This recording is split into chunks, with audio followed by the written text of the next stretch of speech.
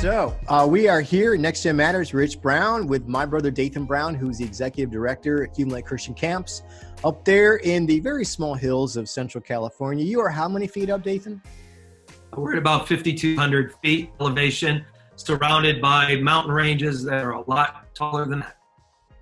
Yeah, and if you've ever seen those like crazy pictures of those massive trees, General Grant, General Sherman, that people even driven cars through, that's Dathan's kind of backyard. That's just 10 or 15 miles away from where Hume Lake Christian Camps are. Yes, and it is on Hume Lake. Dathan, so everyone needs to know this. Dathan is 5,200 feet up. There's going to be times he may go freeze frame. Don't worry, he'll come back. Sometimes it just happens. The lag's a little off sometimes. But hey, on a given week in the summer, not at the extension camps in the Berkshires in Massachusetts, Hume East or New England, or not in Southern Cal or not in Hawaii, just your base of operation at Hume Lake itself. How many people are coming through on a given week, June, July, August, for summer camps, including adult conferences? Break that down for us. Yeah, well, in the summer, we run a children's camp called Wagon Train. Kids sleep in authentic Western wagons. We have Meadow Ranch Junior High Camp, Ponderosa High School Camp, Wildwood Discipleship Camp. We have the Joshua Wilderness Institute, which is a gap year program for post-high school, pre-college students, 54 students at a time, beautiful location. It's just really fun. We have adult programming, but we have about 1,800, maybe 2,000 campers a week at the lake, and then several hundred more adults that are here as well. We have about 240 different summer homes that are up on the side of the mountain. Lots of people come up for adult programming as well. So it's hard to know.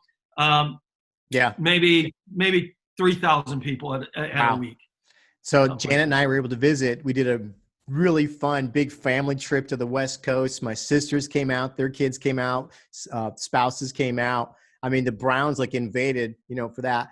And I saw what Dathan is talking about.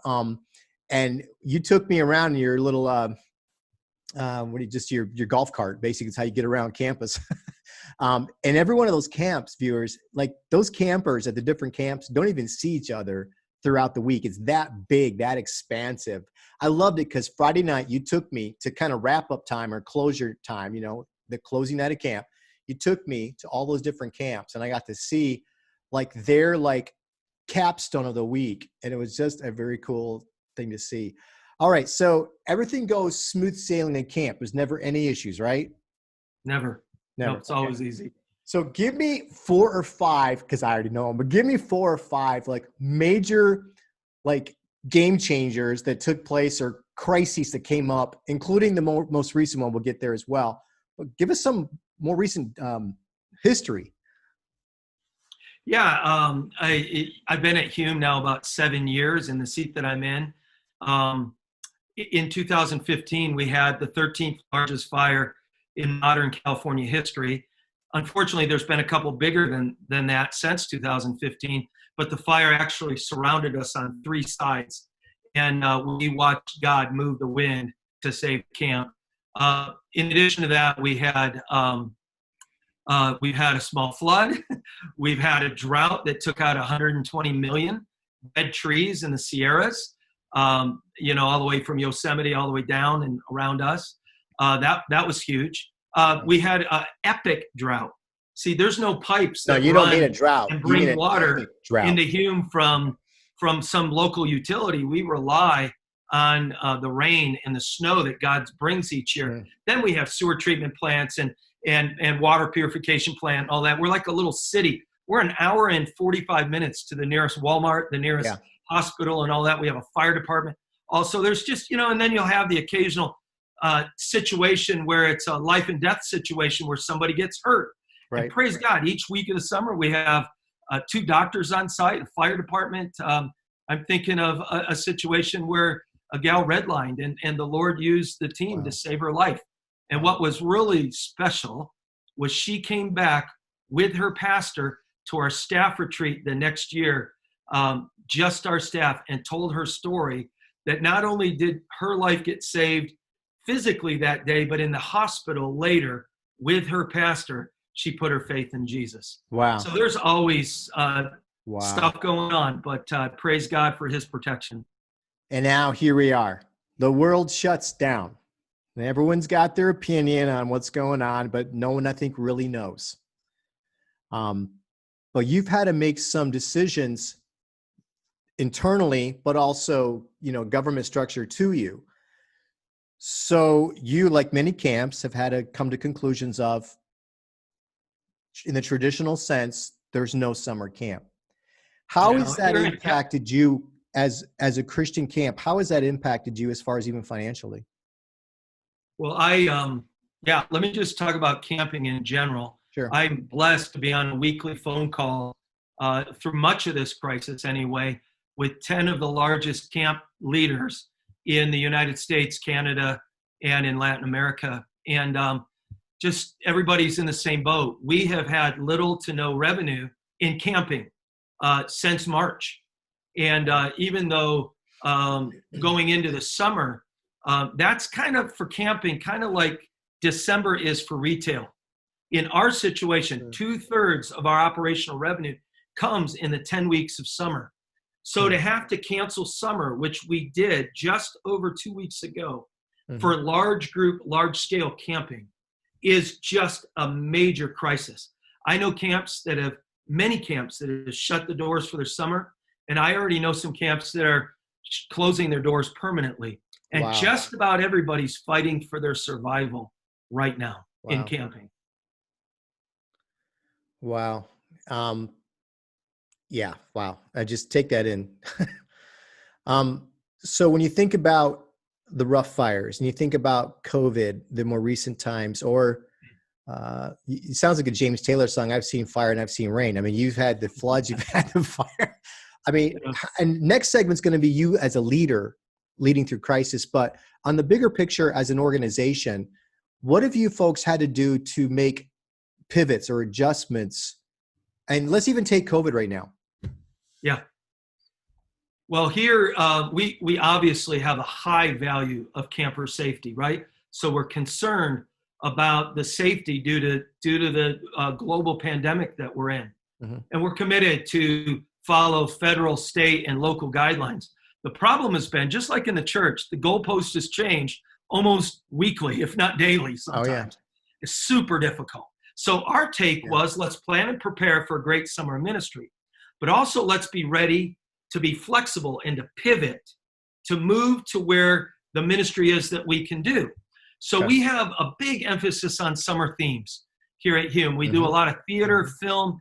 In 2015, we built an 80-foot pirate ship that floated as part of our set.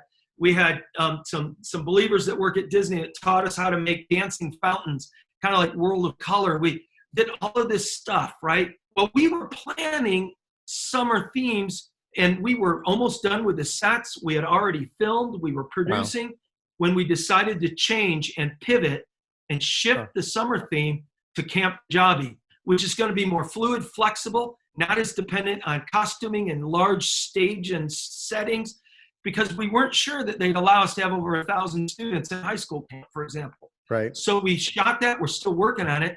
And basically, even though we don't have traditional large group summer camps, we are launching virtual. Why? Because our mission must continue.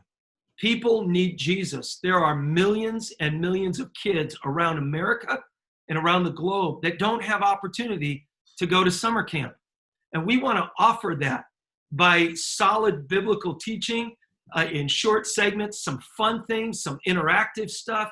And we want to do it. And God just put it on our heart to do it for free for the local church and for families.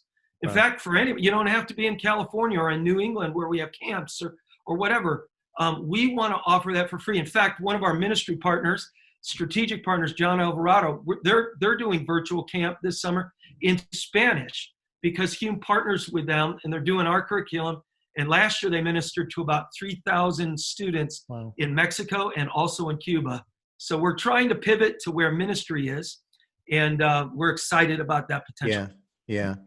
So we're going to kind of wrap this section up, but one takeaway that you could give to a camp leader, someone involved in like your position, which is, again, that's not a huge amount of people out there, specifically camp directors, but there's so many of us who can still take those same principles to all of our ministries and process through. So here you are with the mic. Well, I got the mic, you got your MacBook, but as far as what would you say to those who are like, Dathan, I don't know what to do when like something hits, whether it's this or now, by the way, thank God the rough fire took place at the end of your summer camp season.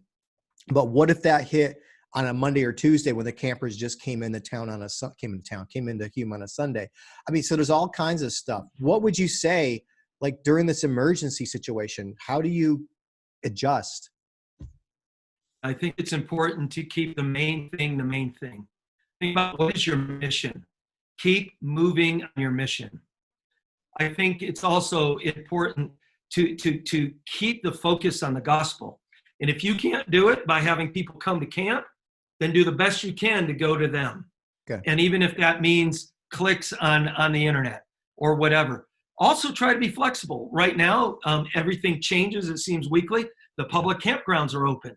And there's guests around the lake because people are wanting to get out of their house. So we can now legally and appropriately open our snack shop and our general store, right? We just gained permission to open up some of our lodging to families.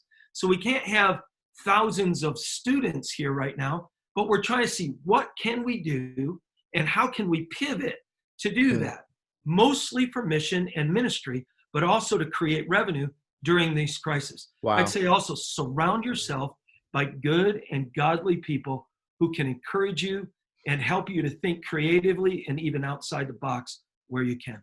And above all, keep your trust in Jesus.